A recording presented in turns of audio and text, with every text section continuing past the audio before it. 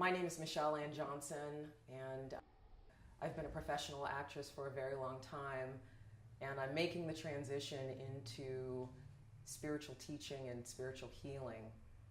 It was the product of a very personal journey that I started to undertake about 7 years ago, where I got to a crossroads in my life where I could either go this way, which was the path of my past, my family history, pain, struggle, effort, repeating patterns of behavior, unhappiness, or I could do something different.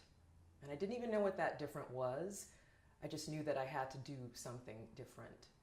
And so I started to meditate. I started to get in touch with my higher self, my intuition, which I believe is the language of the soul. And I started to connect to greater consciousness, whatever you want to call that, intelligent infinity, source, spirit, whatever your personal relationship is to the greater universe, that is what is important. And so I began this journey, this quest, to understand myself in a greater way, and that led me to understand others in a greater way, because really, we are all connected. If I understand myself, then I understand you. If I learn compassion for myself, then I learn compassion for you. And so I believe that ultimately this path that we're on, that we call life, is a journey of self-discovery, self-awareness, that hopefully leads us to self-love. And that is really what my message is all about, learning to love the self. You're really tapping into a greater guidance beyond all of us. Receptive and just surrendering to whatever is about to unfold. Super rich people that have 12 mansions and billions and billions and billions of dollars, more money than anyone can fathom. There's also bicycle. As long as you are operating as a human being on this planet, that's a confirmation number from the universe. People realize that they can change what's inside of them even when they don't feel like they have control. Moves us through any obstacles. Domes encapsulate the energy, spiral it, build it, shoot it up. Really loving your home. To me, that is the best feng shui. You know, that sounds very cliche, but it is true. So you need to understand that you can develop your gifts. Ask the plant, is it okay for me to consume you? I don't feel understood. Maybe it's not even about that they don't understand me. I'm a happy woman.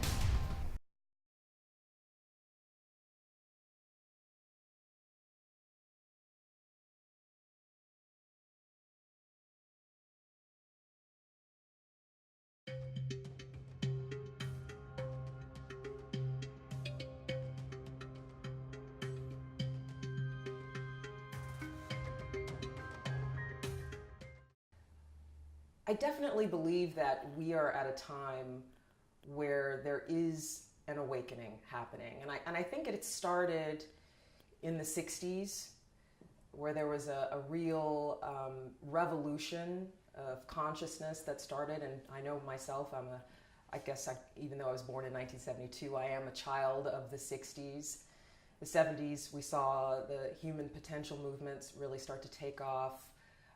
We have things like Oprah and Eckhart Tolle and The Secret, which are the most recent things that I think have introduced ideas of spirituality into the collective consciousness that never would have, in a way that never would have been accessible to people.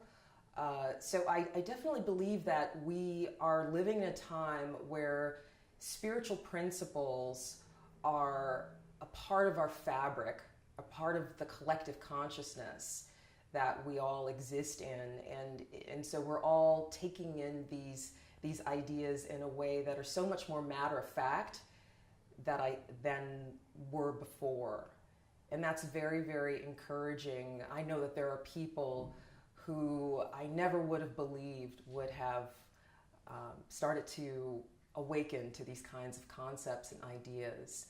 the law of attraction or any of those other things that are quite popular today. And I see people, especially in the last couple of years, really start to do the heavy lifting that is necessary for a real conscious revolution of the soul, of the self.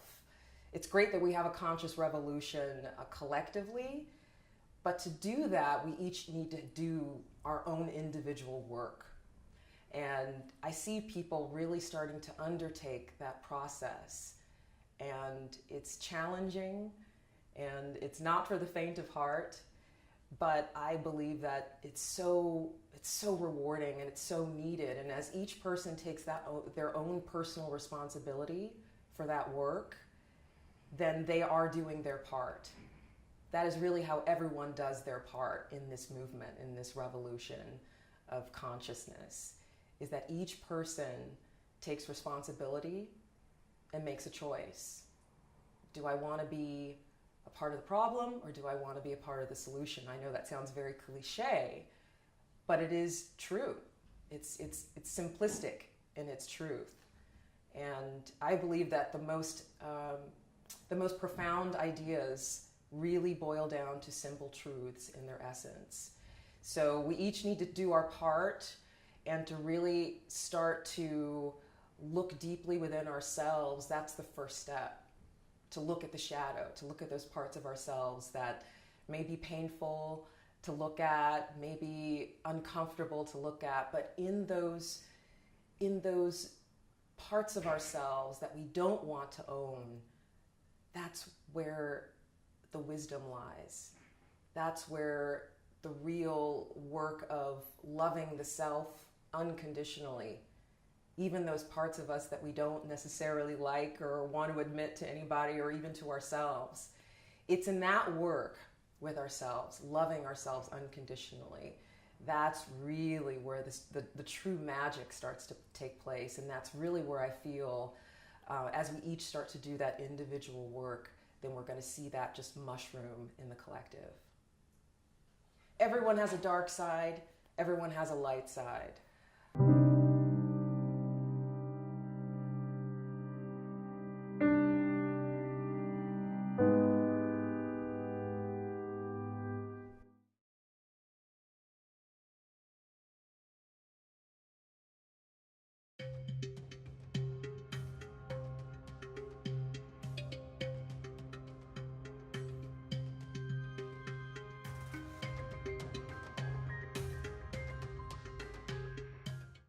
Everyone has a dark side, everyone has a light side. I believe that light and dark exists on a continuum, and really we're talking about polarity and dichotomy. And everything exists on a continuum. No one is all good, no one is all bad. There's a continuum of what we call dark and light, or negative and positive. And so I think that it's really not in questioning whether or not we have dark or light. It's how we relate to the darkness and to the light. That's the most important thing. Can we get to a place where we can love the dark? Not necessarily loving the evil, but loving the darkness, which are really those parts of ourselves that have been deprived of love, that have been deprived of conscious awareness, which have been deprived of care and kindness. That's what I believe darkness really is. Those parts of ourselves that become disowned because of certain experiences that happen in our lives that we interpret with our limited consciousness at the time to be traumatic and painful. And we carry these experiences around with us, and the dark stays in the dark unless we consciously make that decision to bring light to it, to bring consciousness to it, to bring love to it. So the work, part of the work as well, is making the unconscious conscious, making the dark light. That's really the spiritual alchemy that we're all undertaking in this lifetime.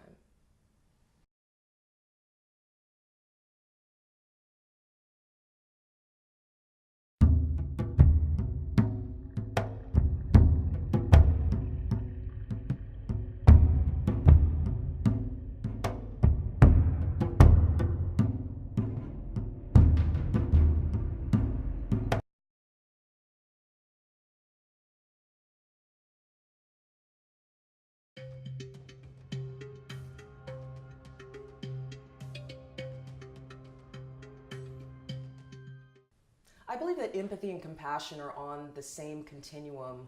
It's those empathy and compassion are really on the continuum of love. Compassion is really, it's being at a place where you understand the suffering or the pain of another. It's saying, I know what you're going through because I've gone through it and through my own suffering, because compassion means to suffer with. So it means that through my own suffering, it gives me a greater understanding of your suffering. And because I understand what suffering is, I don't want you to suffer. And so how can I be of service to you to lessen your suffering? Empathy is really the ability to feel sensorially, physiologically, empathically, the feelings of another. It may be pain, it may be joy, but it's the connection that we all have to each other energetically. That's what empathy is. Whatever we can feel energetically, the emotions, the thoughts, the energetic patterns of another, then we are demonstrating empathy. We are utilizing empathy. And empathy is so important in our relationships with people, because we can only really be of service to another if we understand what that other person is going through. We can only be compassionate if we understand what someone else is going through and actually feel the repercussions of our actions. And so it's so important that we integrate empathy and utilize empathy in our relationships with people. Addiction is a very interesting topic.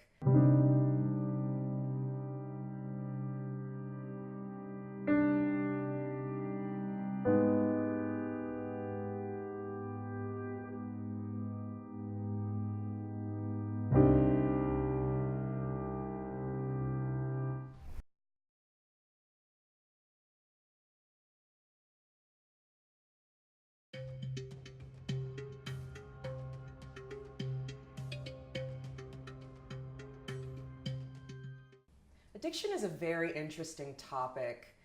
I work with men at the Men's Central Jail in downtown Los Angeles, and a lot of them are there because they are addicted to various substances.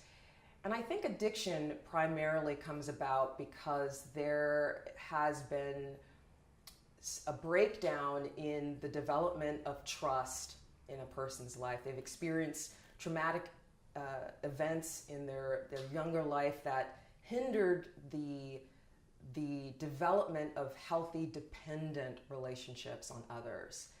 So they don't have a very good support system, or they don't trust people enough to receive the kind of love and nurturing and support that a person really needs for a healthy development. There's a reason why we call it chemical dependence.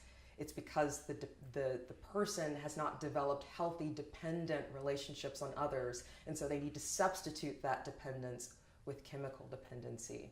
And so addictions develop because we need an outside source.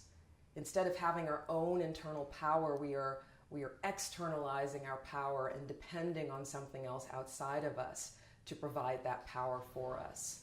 And we can definitely become addicted to pain. I think that that's probably the greatest impediment to evolution as a human species, is that we have become dependent and addicted to pain.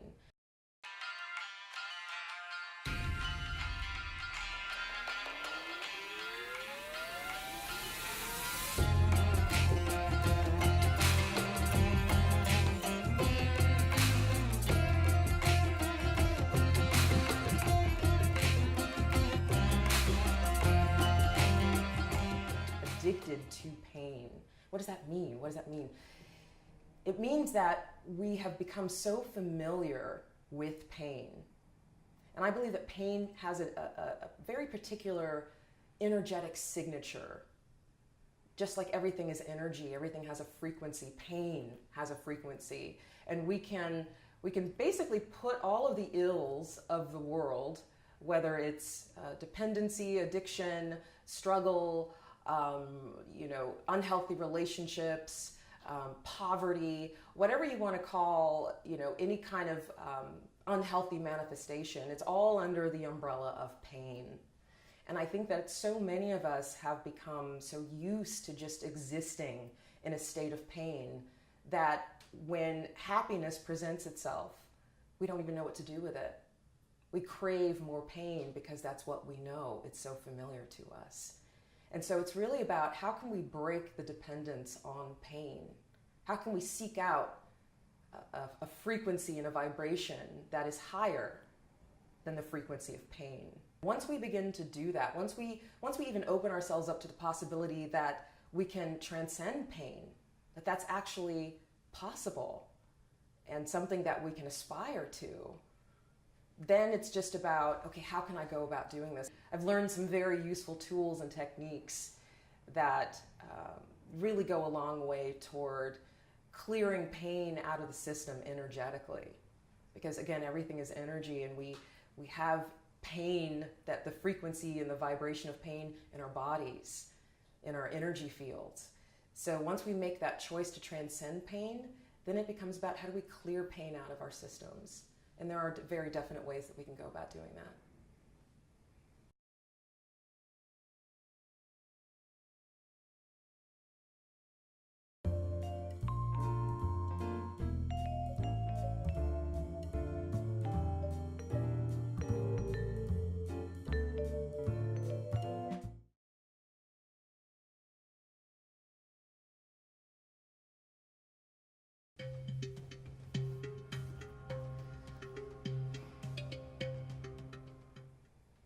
Unconditional love is love without conditions. And it's very easy for us to, that sounds like a very easy thing to do, love without conditions, but it's actually very, very difficult. Even when we think we're being unconditionally loving, like with children or with pets, the minute they do something that we disapprove of, we somehow withdraw our love. And so it's very challenging to love unconditionally. Is it possible? I believe it is. I believe that it's something that we should all aspire to. Even if we never reach that ideal of unconditional love, it's still something that we all need to aspire to. And the way to do that is ultimately through compassion and forgiveness. Compassion and forgiveness are the two keys to unconditional love. Compassion, again, understanding that everyone is really doing the best that they can. Everyone is in a state of pain on some level, consciously or unconsciously. And so if we can understand that and forgive them, again, forgive them, for they know not what they do. It's a very powerful statement. Forgive them, for they know not what they do. That means that on some level of consciousness, they're not aware of the pain that they may be inflicting on themselves or on other people.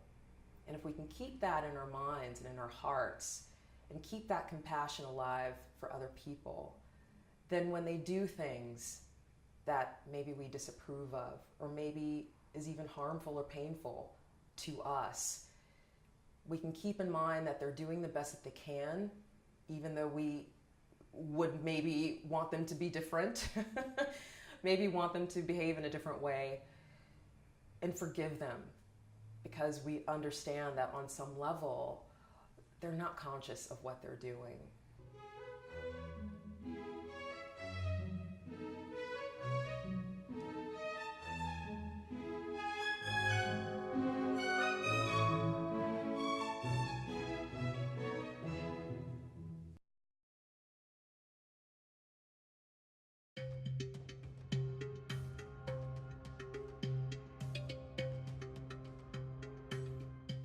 It's about loving someone even when they're not behaving the way that we want them to, even when they're not at their best, even when those shadow aspects are coming forth and they're communicating or behaving in a way that's, they're being ruled by those unconscious aspects. We all have them. That's another part of compassion, is understanding that we all have those dark aspects. We all have those unconscious aspects. We're all in a process of evolution and growth and self-learning and self-awareness. And so the more we can keep those kinds of principles in mind, the more we can move more comfortably in spaces of unconditional love. And we may not be able to sit in that space, for forever. We may not be able to sit in a space of unconditional love for an extended period of time. We may only be able to sit in that space for a moment. But then the next time we consciously try to demonstrate unconditional love, it may extend for a longer period of time.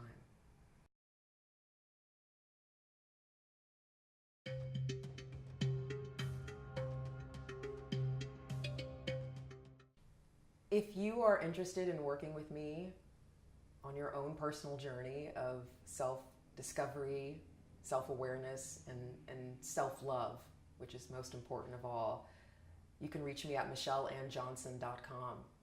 That is my website. I have videos, and you can contact me through email, and I'd be honored to work with you.